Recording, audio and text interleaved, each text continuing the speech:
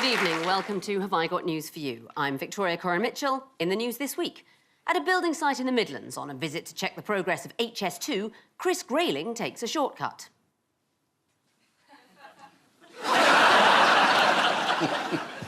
In Westminster, Boris Johnson's accused of overdoing the number of police he's putting on the streets as he pops out for a pint of milk.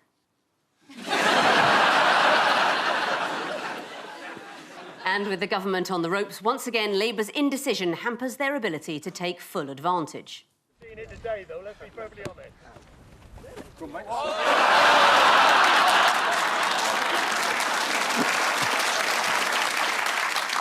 On Ian's team tonight is a cult comedian, which means that if you don't laugh, his followers will burn down your house. Please welcome Ross Noble.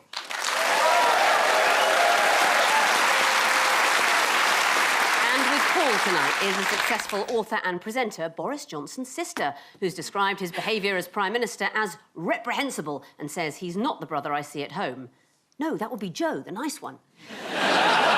Please welcome Rachel Johnson. I like the way you introduced me as Boris Johnson's sister, as if that is actually my day job. People's jobs change all the time. Remember when he was a panellist on this show? Those were the days. Well, we were very excited. They said there's a blonde woman on tonight who knows Boris intimately, but could have been anyone, really. Not me, Ian, although I do know him quite well. Yeah. And for avoidance of doubt, not me. And we start with the biggest stories of the week. Ian and Ross, take a look at this. That's like the criminally insane. Oh, no. Sorry. Oh, look, there's the EU, and it's a deal. We got a deal. Yeah, it's all happening, isn't it? Yeah. Well, that's the remake of Reservoir Dogs. Oh, what? What? Really? It'll be fine. Can I just say how delightfully awkward it is having the PM's sister here? Let's just go on about it all night. I'm just saying, I feel for you. Yeah, welcome to my world of pain. Yeah. Yeah. No, I think fair play to you. You seem reasonable and normal. Your dad seems reasonable and normal. Oh, come on. I'm just saying, it's just a shame that he's the Prime Minister. But apart from that... So what is actually going on, governmentally? Just before we came on air, apparently there's a deal. There's a deal, and it's going to be fantastic. Let's get Brexit done, and they'll get it done this week, and then from then on, everything's fine. Plain sailing. But does the deal have to get voted in by Parliament? Anything with it, but apart from that... You've been in Cabinet. It's plain sailing. And if Parliament doesn't vote for the deal, then what happens? We don't know yet. I mean, the DUP apparently are waiting for further arguments. You know, the ones that come in enormous brown envelopes. Millions of arguments that are just hundreds of millions. So they may get it through Parliament. And I think the Prime Minister's gamble is that everyone's so fed up that they won't notice this is exactly the same deal that Mrs May had, except slightly worse. And they'll be so exhausted, they'll just say, oh, I'll vote for anything. Anything. And it might get through. But we don't know. As usual, we don't know anything. It's moving very fast. I mean, by the time this goes out, everything will be different again. I think the mood in the country is best summed up by this tweet. Juncker rules out granting UK Brexit extension. This is almost as exciting as transfer deadline day. If Parliament reject the deal on Saturday... Does Boris Johnson... I feel odd saying Boris Johnson. Why are you looking at me all the time? But carry on, you know, I'll try and help. Does Boris Johnson still have to write this embarrassing letter asking for an extension? No, because Juncker has said we have a deal. There needs be no prolongation. But they've changed their mind about that already. Have they already changed their mind? Yeah, the EU have said we can have an extension. They're open to that. But do you think they really mean it? Yeah, so Boris can write 2 letters like he did to his wife. One for staying and one for leaving. But it's brilliant that Juncker immediately said we can't have an extension, because I think he got excited by the deal, had a few, and forgot that it's not up to him. What did Boris Johnson compare the negotiations to? Mount Everest. Climbing Mount Everest, the view from Mount Everest. Wasn't it the Hillary step, and it's no longer there? I assumed Hillary Step was another of his tech advisors. No, You'll like this, Paul. What are Sky News doing? Something I would like. Yes. Oh, go on. Hislop, Magdalen College, Oxford. It's a Brexit-free news channel without... Brexit-free, yes. Sky Brexit-free news. Yeah. Do you know what, though? If it was a Brexit-free news channel, they would not be able to show Mark Francois being heckled. Would you like to see that? Yes. Yes. What is the latest detail that you have? Are you party to any information that we haven't heard so far? Not really. We had talks. If we leave, it would be delightful that this idiot will shut up. He's exercising his democratic right. I appreciate it makes it very difficult to do an interview, and we do want to hear We'll have a go. as well. We will try. We'll have a go. I think that's him doing the voice because his lips aren't moving when the other guys... You said, Rachel, Yeah. Boris was being pushed towards no deal by people who have invested billions in shorting the pound or shorting the country in the expectation of a no-deal Brexit. Who are these people? I don't think the country is going to be made richer or more successful by Brexit. So I was literally trying... I was shooting my mouth off. I was running my mouth. I couldn't think who would profit or benefit from a no-deal Brexit apart from currency speculators. Yeah. And just because you said it doesn't mean it's wrong. And it doesn't mean it's true either. I think it is true. Well, actually, what I People think... don't what want I to think name names. Can I would say Crispin Odey.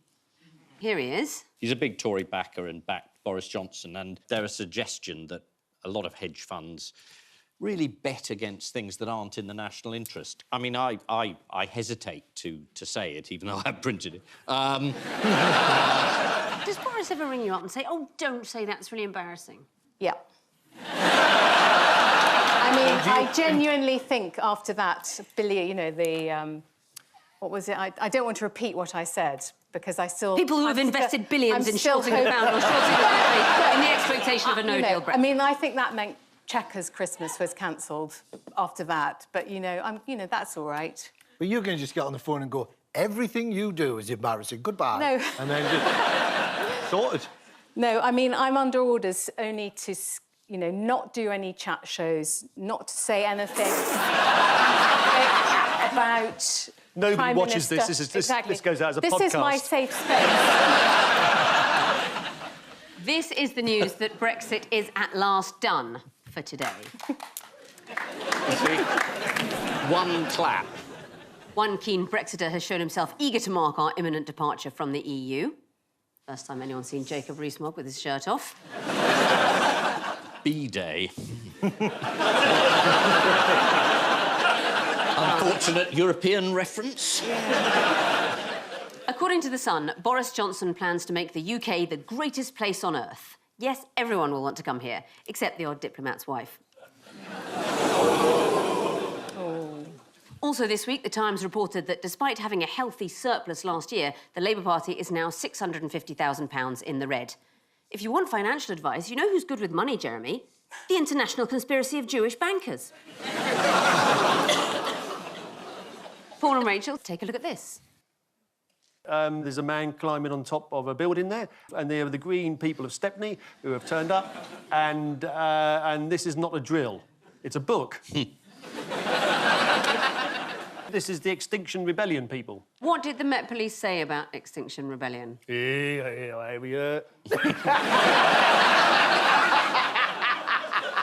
You'll be extinct in a minute, son. Well, in a way, you're an Extinction Rebel, aren't you? Well, you're right. I did go on Tuesday, but you know, Sadiq had had to clear Trafalgar Square because, you know, they need to keep London moving. But then Not what a rebel, happened? though. I think you've got the wrong member of the family. That was my dad. What, there in the picture? He actually... Where? I'm not there. That's not me. That He is not embarrassed, me. isn't he? That's deep undercover. The Met Police actually banned Extinction Rebellion protests in London. What did the protesters do? They carried on. What made the fatal error of getting on top of a tube train in Canning Town, which is not the right stop to do it at. Where'd you do it? You want to do it at the junction? No, you want to do it somewhere, what's the word? Posh. South Kensington. Yeah, exactly. This guy got on top of the tube and everyone went, not having that. It's on. Bosh. Who's been branded a hypocrite over their climate change stance? Lots of people. I mean, Olivia Colman, because she supports Extinction Rebellion and promotes British Airways. Benedict Cumberbatch because he supports Extinction Rebellion and he does ads for SUVs? Am I on the right track? Yes, he's part of a group of celebrity supporters of Extinction Rebellion, and they've written this open letter asking people not to focus on their huge carbon footprints. The group includes Bob Geldof, who's set to release his new single, I Don't Like Runways.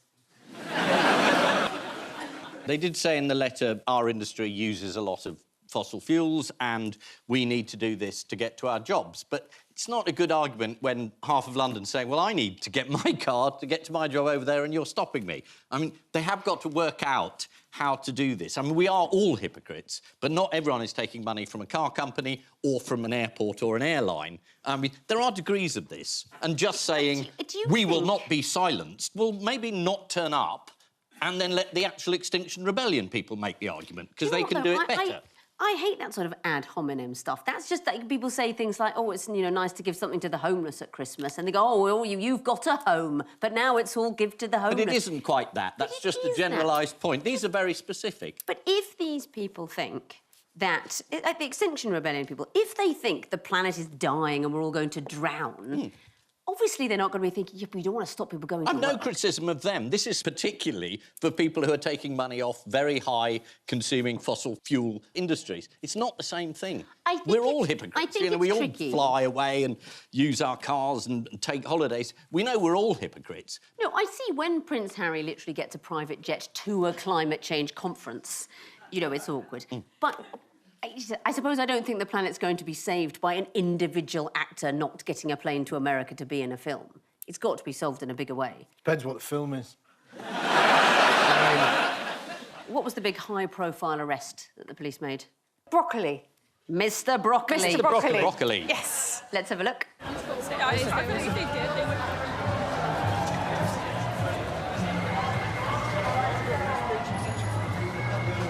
He's a chance! Give peas a chance. Yeah. Give peas a chance. But also, the police got to make a certain number of arrests, and that class is one of the 5 a day.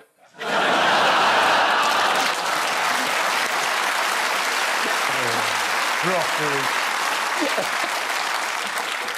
And what was next for Mr. Broccoli? What did he do after that? He said floret etona. Now, that is a rarefied joke. It's quite niche. Is that Latin? It is Latin. That's what we speak at home. Oh, dear. As a keen Latin speaker, I can tell you Yeah. that you know how most schools have a motto, which is something like, No, be brave, No. stand up Yeah. for what's right. Most schools don't have a motto. Well, No. We had one, which is, it said, anyone who can pay, come in. Right. well, most of the time, when a school has a motto, Yes. it's something like, do the right thing, strive, so on. Crush the poor. Well...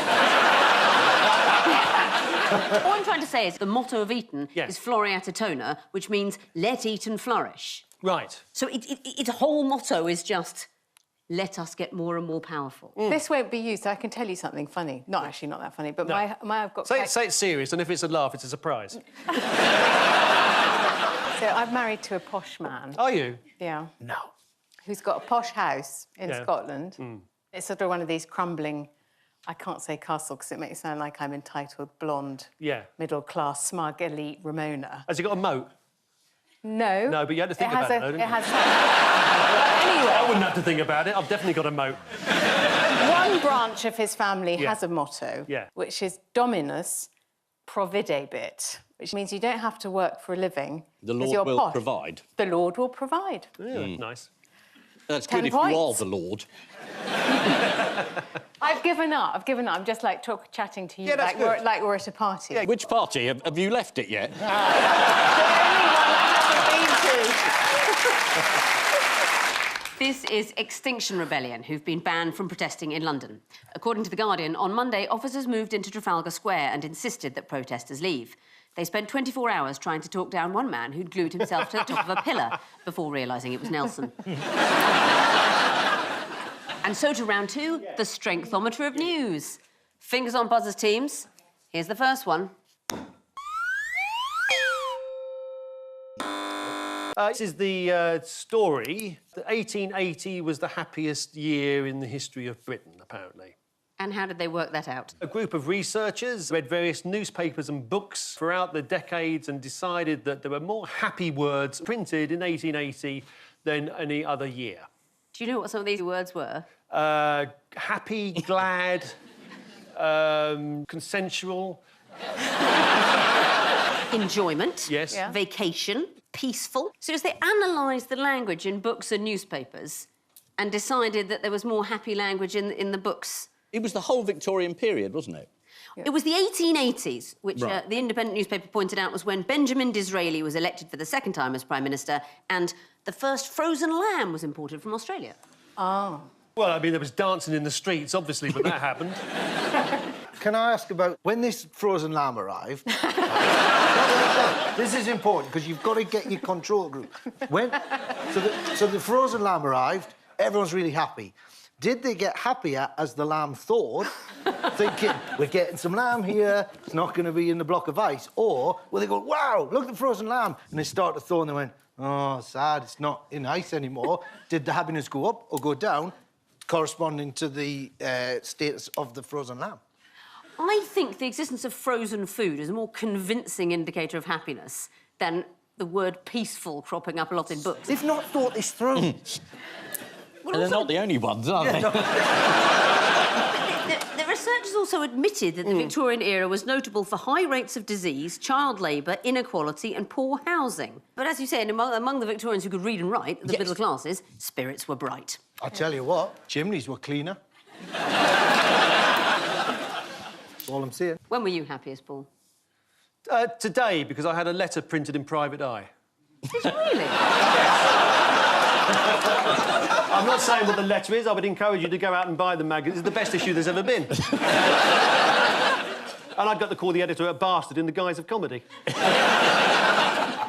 Speaking of literature... Yes. Yes. How is David Cameron's book doing? Very badly. No, I wish it was. It's doing very well. Is it? It's a Doing very well. bestseller. Is it? Well, it was, because I actually asked him this. I said, how's your book doing? And he said, it was top of the bestseller list until bloody Elton John. Should we have a look at the book on display in Waterstones? Yeah, please. Here it is. Well, that's how they've displayed it. I failed to see the heroic aspect of it. Heroic failure. Yeah, I could see the failure bit, but I didn't know what's heroic about it. Who, apart from Paul Merton, Yes. wrote a wonderful letter this week? Who else did? Donald Trump. Oh, yeah. Donald Trump, Yeah. who's now that he's completely free of adult supervision, is just losing it completely. Who did he write to? Well, it was in crayon, so it was difficult to see. He wrote to the president of Turkey. To urge him not to attack the Kurds, and he signed off the letter, "Don't be a tough guy, don't be a fool, I'll call you later." Yeah. All the men say that. And Erdogan threw the letter in the bin. Yeah. How did Trump defend his decision to withdraw troops from Syria? It's got nothing to do with us. It was one of the things he said. Why should we be involved? And there was a little more geographical detail. Let's have a look. If Syria wants to fight for their land, that's up to Turkey and Syria, as it has been for hundreds of years. They've been fighting, and the Kurds have been fighting for hundreds of years. That whole mess, it's been going along for a long time. Syria may have some help with Russia, and that's fine. It's a lot of sand. They've got a lot of sand over there, so there's a lot of sand that they can play with. The woman behind who suddenly looks up, who's obviously writing some hostage message out. This is the news that people in Britain were happier during Victorian times. According to research, the British people were unhappiest in 1978 during the Winter of Discontent, or as it will soon be known, Winter of Discontent 1. Also this week, President Trump was ridiculed for a letter he sent to the Turkish president. The BBC reported, when President Erdogan received Trump's letter, he thoroughly rejected it and threw it in the bin. That's according to Mark Lowen, the BBC's Turkey correspondent. Always a busy man in the run-up to Christmas. Fingers on buzzers, teams.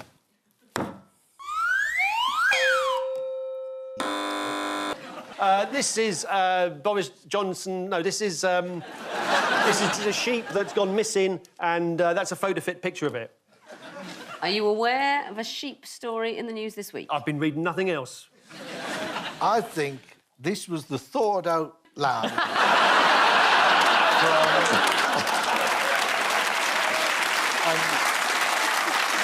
Are you not familiar familiar with the story of Melanie McLean? Oh, yes. She's a crofter.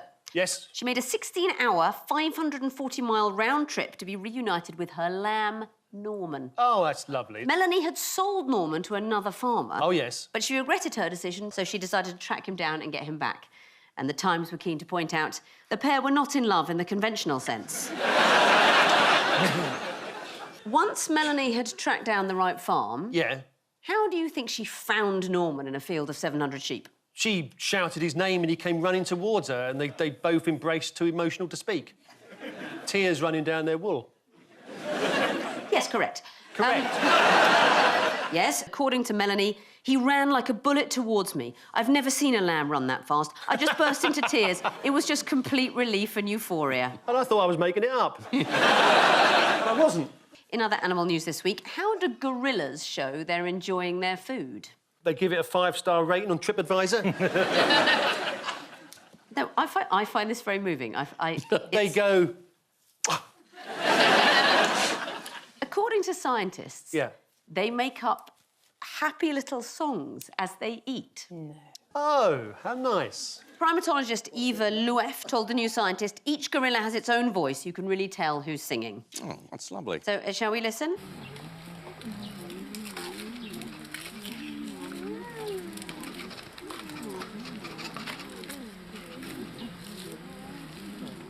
That's nice. Really cute. That's quite peaceful, that. Meditative. Are you genuinely... You crying? Yeah. Wow. Well, here's a little thing. That if that moves you, then this is a true story. I sponsor a monkey, right, at a sanctuary. Got a letter this week. Said it was dead. Your personal skills are nil. There's a woman crying, Well, and you say, "Oh, don't cry, because they're dead." One I know. We're just crying anyway. And might as well use the moment. I don't know what. It's something about enjoying... It's like when you see old people having ice cream. Don't you think there's something... That's the same as watching gorillas eating leaves. Old people having ice cream is one of the most horrible things. No, it isn't. I sponsored an old person. We've got some bad news this week.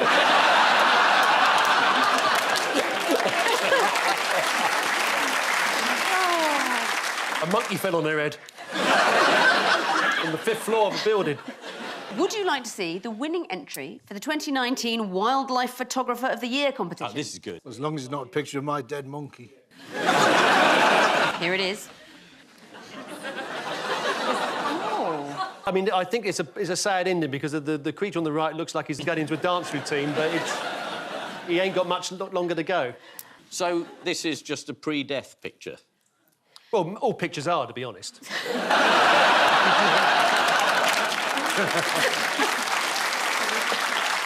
This is the news that crofter Melanie McLean, who made a 16-hour, 540-mile round trip, was reunited with her lamb, Norman. Lovely. After her rescue mission, Melanie told The Times he's back home, very chilled and keeping his father company. Ooh, big freezer. Time now for the Missing Words round, which this week features, as its guest publication, Digging Deep, the magazine of the National Council for Metal Detecting. And we start with, I wasn't invited to speak at this year's metal detecting conference because what? I've got a brass spine. I'm still on the sex offenders list. I wasn't invited to speak at this year's metal detecting conference because I upset too many people last year with my speech about archaeology. Oh. Yes, it's true, the National Council for Metal Detecting were not invited to speak at a conference at the Yorkshire Museum, possibly due to ill-feeling between metal detectorists and archaeologists. They have tried to bury the hatchet, but can't help discovering it again a few weeks later. Next, Queen set to earn £100 million from what? The Crown repeats. I know. Suing the Prime Minister for illegal prorogation. Nice. Cut that bit! Christmas at Chequers is cancelled. Cut that bit. Well, he may not be at Chequers at Christmas, so you don't know. I hope he is. Yeah. You can only dream. Is it renting the inside of Prince Andrew's head as an adventure playground? Is it Queen said to earn 100 million from playing Olivia Colman in The Story of Her Life? Yeah. No. Queen set to earn £100 million from offshore wind farms. According to the Mail on Sunday, these earnings are due because the Queen owns a large amount of the seabed, so she earns dividends from wind farming, deep-water anchorage, and 50% of all profits from SpongeBob SquarePants. Next, Plymouth undertaker called what says his name helps break the ice with clients? Phil Graves. Ed Stone. Ed Stone's good. Ian Barming fluid. Plymouth undertaker called David Coffin says his name helps break the ice with clients. This is from a frankly rather thin article in the Daily Mirror by journalist Mr. Ivor Deadline. And finally, a sloth, falafel and a safety vest. What? Go into a pub. New emojis. That's right. A sloth, falafel and a safety vest are all made into emojis for the first time. What do they mean? So, like, if you say to someone later on tonight, sloth, falafel... Safety vest. Don't worry about the safety. Whoa! Yeah, we're rock and rolling. Bring the safety vest. It's happening, but slowly. What I does suppose a sloth... I'm feeling lazy today. Yeah. Falafel, hungry. Safety vest. Oh, yeah, what? So if you Cautious. so if you get the aubergine, you think, ooh, lovely salad. What are you meant to think? Come on. You must know this. What, it's flirtatious? It means that... She's so It means innocent. your gentleman's downstairs. I don't mean there's a gentleman downstairs. That's confusing. You go, aubergine. Oh, there's a delivery. No. So the other day, when my cousin God, said no. we should go out for a healthy meal, and I sent a string of images that ended with the aubergine... It really depends on what the previous images were before you get to the aubergine. Well, you know, a carrot, God. Don't. This is the news that Apple have released a batch of new emojis, including ones of a sloth, a falafel and a safety vest. And even more excitingly, one for Brexit. So the final scores are Paul and Rachel with 5, Ian and Ross with 10. Oh.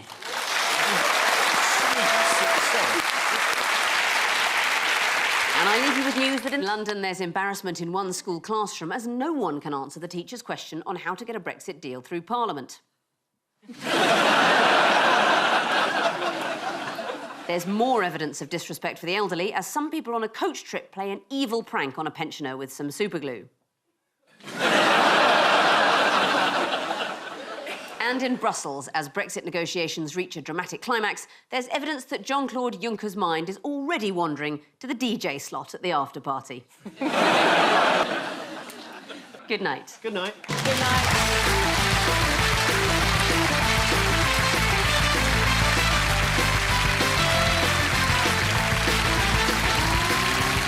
If you hated history at school, here's the perfect podcast. From the Aztecs to the Spartans, download the BBC Sounds app for You're Dead to Me Now. Next, though, an embarrassing admission from Gabby Logan.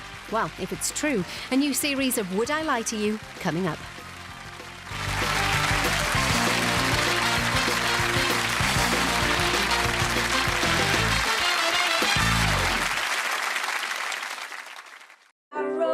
20 years later, recording a version of it with Doctor Who. Thank you, Children in Need. And it was all yellow. Oh my God, I'm going to cry my eyes out. Almost over this week, DJ Spoonie's Garage Classical, TV chef Nadia Hussein, pop icon Debbie Harry, and Terminator stars Linda Hamilton and the mighty Arnold Schwarzenegger. Tonight at 10:35 on BBC One.